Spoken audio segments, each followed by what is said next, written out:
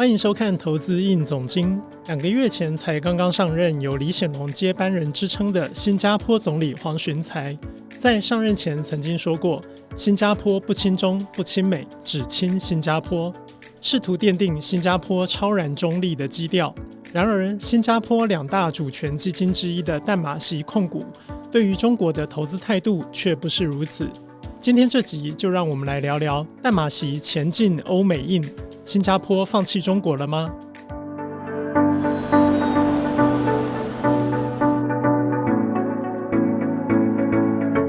新加坡向来被视为是相当亲中的国家。新加坡的国民组成中有 74% 的华裔族群，民间对于中国的态度一向很亲切。从皮尤调查中心在7月7日发布的调查报告中可以看出，东南亚国家国民认为中国对于维持世界和平与稳定做出正面贡献，其中新加坡有 73% 的国民对于中国持正面评价。文化上的相近使新加坡与中国的亲近也表现在人口移动上，许多中国富豪在转移资产时第一个考量的国家就是新加坡，像是红杉中国创始人沈南鹏、海底捞创办人张勇、舒平夫妇、小燕子赵薇等，都是移籍新加坡的中国富豪。新加坡的前后任总理李显龙、黄循财都曾经声明，新加坡反对台独，支持一个中国。不过，今年台湾总统赖清德就职时，新加坡也派出了庆贺团，当面向赖总统表达，希望与台湾在科技与经贸上能多多合作，尤其是半导体技术交流。而在地缘政治上，黄循财表示，新加坡现阶段没有想过要加入澳英美三边安全倡议。他认为新加坡的国家定位并不是美国的盟友，但是新加坡对美军开放空军与海军基地，双方有密切交换情资。整体来看，新加坡的政治似乎是在大国夹缝之间巧妙地找到了平衡，谁都不得罪，实现了所谓的大国等距。然而新加坡的钱却不是如此。新加坡2大主权基金之一，世界主权基金排名第8大的淡马锡控股，成立于1974年，至今已50年。新加坡政府拥有其100%的股份。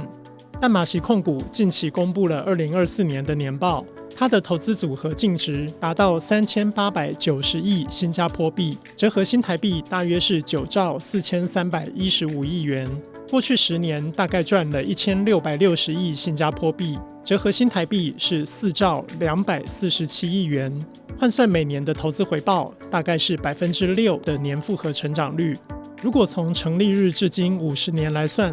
每年的复合成长率是 14%。为什么淡马锡控股这么有钱呢？淡马锡控股的原始资金是来自新加坡政府账上持有的国营企业。新加坡政府于1974年把35家国营企业直接拨给淡马锡控股管理，包括持有至今的新加坡电信、新加坡航空、凯德集团、星展银行等。从2004年10月，淡马锡控股才开始对外公布财报，在前面的30年中，都是以管理新加坡国营企业为主，之后就是从新加坡走向亚洲，尤其是投资中国的过程。如果我们回到2004年看淡马锡控股的资产结构，光是新加坡的资产就占了淡马锡控股 52% 的比重，但到了2024年就只剩 27%。 这个比率的变化充分显示主权基金将投资风险分散到全球的能力。那么淡马锡控股是如何做到的呢？2002年上任的淡马锡总裁何晶是前总理李显龙的妻子，她为淡马锡制定了1/3战略，就是在往后10年把总投资的1/3分散在整个亚洲市场。何晶是新加坡开国总理李光耀的媳妇，在李光耀经济靠中国、安全靠美国的立国方针下，淡马锡控股从2005年起大量参与中国各家银行股在香港的新股上市，来实现所谓的1/3战略。例如大手笔认购中国建设银行新股，高峰时曾占淡马锡资产的 10%， 是该集团近20年来最大单一持股。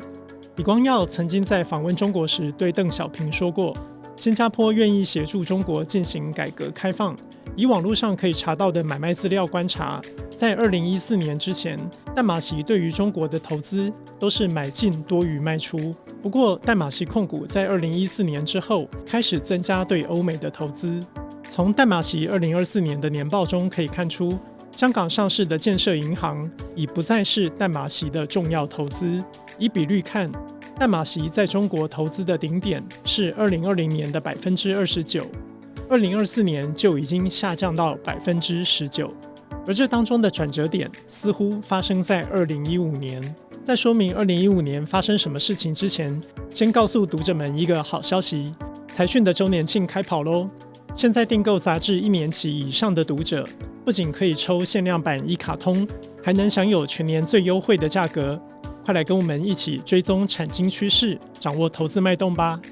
！2015年的淡马锡控股年报开始单独列出欧美的投资比率，欧洲的投资部位只占8%，美洲的部位只占9%。10年之后的2024年，淡马锡控股在美洲的投资部位上升到22%，欧洲则是合并了中东与北非，上升到13%。另外一个重大变化是，原本列在亚洲其他地区的印度，在2024年却被单独列出来，占淡马锡投资比率的7%。